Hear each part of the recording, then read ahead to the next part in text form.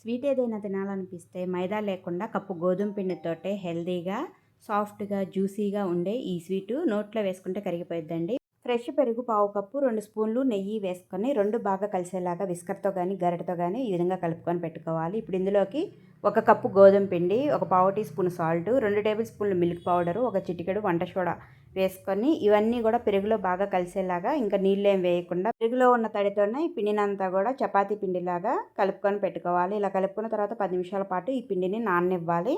ఇప్పుడు ముప్పావు కప్పు పంచదార, పావు కప్పు వాటర్ పోసుకొని పంచదార అంతా కరిగినాక కొద్దిగా యాలకుల పొడి వేసుకొని ఇలా గులాబ్ జామ్ పాకం వచ్చేదాకా ఉడికించి పక్కన పెట్టేసుకోవాలి. పిండి ముద్దని కాస్త మందంగా రుద్దుకొని వీడియోలో చూపిస్తున్నట్టు వర్టికల్ షేప్లో కట్ చేసుకొని ఈ మాత్రం మందం ఉండేటట్టయితే చపాతీని రుద్దుకోవాలి. ఇలా కట్ చేసుకున్న వాటిని ఆయిల్ తక్కువ మంటలో పెట్టేసుకొని 2 వైపులా మంచి కలర్ వచ్చినాక వేడివేడిగా తీసి పాకంలో వేసుకొని పాకం అంతా కూడా పట్టేలాగా కలుపుకోవాలి ఒక 10 నిమిషాల పాటు.